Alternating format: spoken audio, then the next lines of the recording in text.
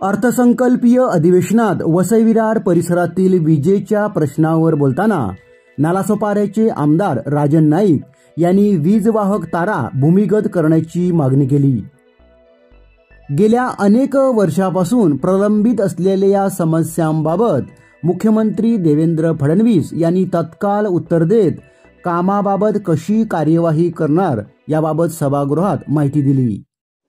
अध्यक्ष महोदय, हा प्रश्न मी दिनांक 29 जानेवारी रोजी विधिमंडळाच्या पोर्टलवर अपलोड केला होता। शासनाकडून प्राप्त उत्तरात असे म्हटले आहे की महावितरण मार्फत कोकण आपत्ती सौम्यीकरण अंतर्गत वसई विरार समुद्र किनारपट्टी भागातील व जंगलातून जाणाऱ्या उपरी तार वाहिन्या भूमिगत करण्यासाठी 211.55 कोटीचा प्रकल्प अहवाल दिनांक 30/8/2024 रोजी प्रशासनास सादर करण्यात आला होता। सदर प्रस्ताव आपत्ती व्यवस्थापन मदत व पुनर्वसन विभागाकडून शासन निर्णय दिनांक 4 मार्च 2025 नुसार वसई मंडळाअंतर्गत भूमिगत विद्युत वाहिन्याचे काम पूर्ण करण्यासाठी कोकण आपत्ती सौम्यीकरणाअंतर्गत रुपये 211.55 कोटीचा प्रकल्प अहवाल प्रस्तावास मंजुरी देण्यात आली आहे। यासाठी मी प्रथमतः शासनाचे आभार व्यक्त करतो। हा प्रकल्प वेळेत पूर्ण होईल अशी अपेक्षा व्यक्त करतो।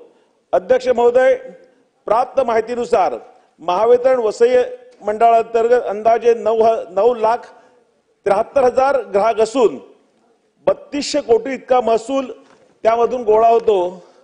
अध्यक्ष महोदय, वसई विरार क्षेत्रातील माहिती घेतली असताना सुमारे 70% वीज तारा शहरातील वीज तारा हा वरती लोंबकळत आहेत, त्यामुळे दुर्घटना होण्याचा मोठा प्रश्न आहे। हे टाळण्यासाठी माझा स्पेसिफिक प्रश्न आहे।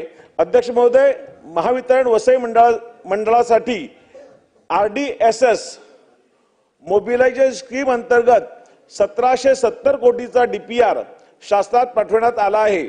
यामध्ये नवीन उपकेंद्र क्षमता वाढ, नवीन ट्रान्सफॉर्मर, भूमिगत विद्युत वाहिनी याचाही मागणी करण्यात आली आहे।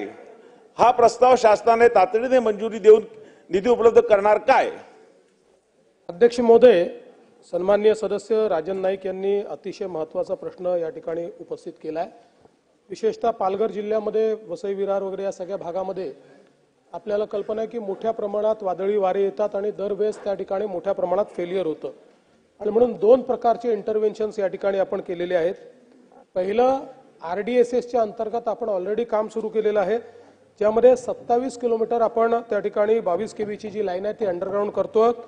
याचं 9 किलोमीटरचं काम आपलं पूर्ण झालेलं आहे आणि साधारणपणे सप्टेंबर 25 याच वर्षीच्या सप्टेंबरपर्यंत आपण हे जे काम आहे हे पूर्ण करू। RDSSची जी इतर कामं आहेत ती वेगवेगळ्या टप्प्यावर आहेत, ती देखील आपण पूर्ण करण्याचं काम करू आणि या व्यतिरिक्त जो 211 कोटी रुपयाचा प्रस्ताव आहे त्यालाही आपण मान्यता दिलेली आहे।